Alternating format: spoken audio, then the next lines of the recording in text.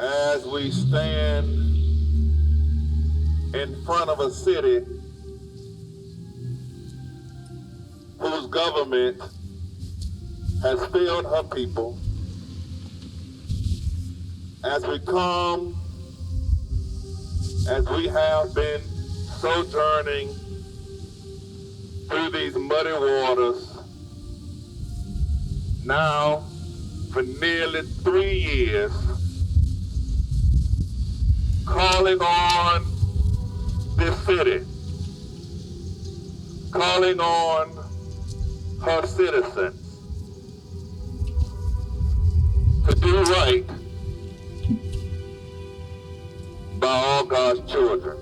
These students had the wherewithal to come join us this first Wednesday in Black History Month to tell Tulsa, to tell Oklahoma that we demand reparations, not tomorrow, not next week, not next year, not even next decade, but we demand reparations now. We demand it on behalf of the 600 businesses that were destroyed during the worst race massacre in American history. We demand it on account of the hospitals and libraries and even churches that were burned to the ground. And this careless, unconcerned city has yet to do right by the people that she killed. This very street you call Cincinnati, downtown, this very street that you call Cincinnati, on the right side of town, just once you cross the bridge that we're going to cross in a minute, it turns into Martin Luther King. How is it that the great Dr. King can have a Nobel Peace Prize, patriot, monument in the nation's capital, but his street cannot even go all the way through Tulsa because you got too many racists in this city that don't want their address associated with the Reverend Dr. Martin Luther King Jr. We still have two Americas. One that lives on the milk of opportunity and the honey of prosperity. And the other houses saturated with vermin. We live in two Americas.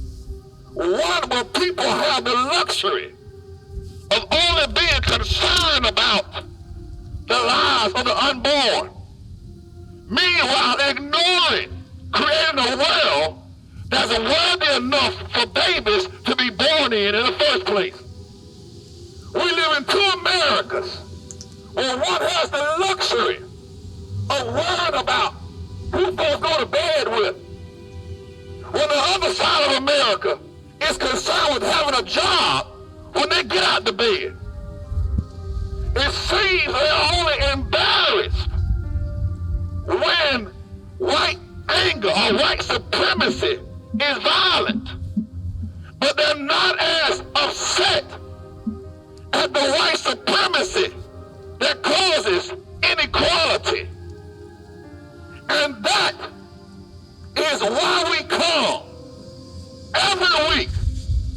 It should not take the murder of George Floyd for you to be up in arms, because every day that passes and this city, this state, and this nation ignores reparations is a day that our country is not living up to her creed.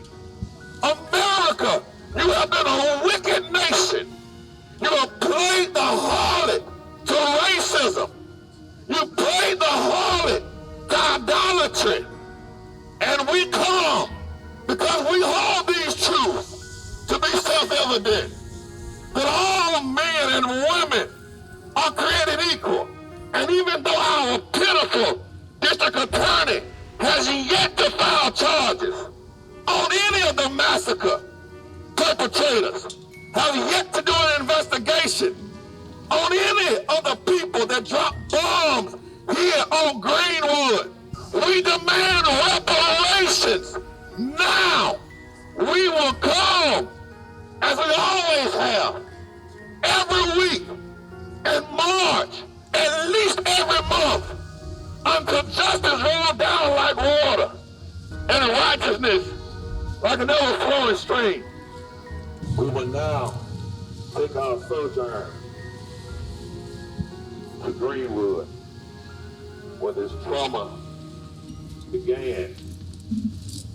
We will march non-violently, and because we love the essential city, this city who has ignored the prophets, this city who has ignored justice. We have a city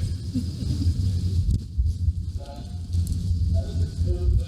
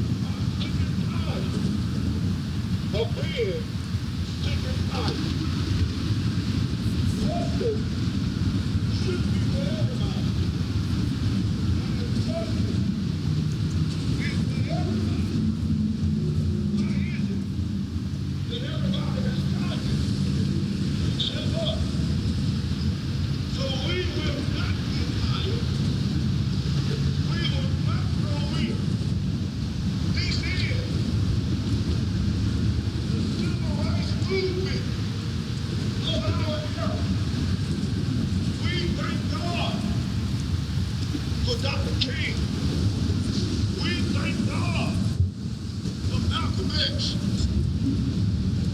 They fought for liberation.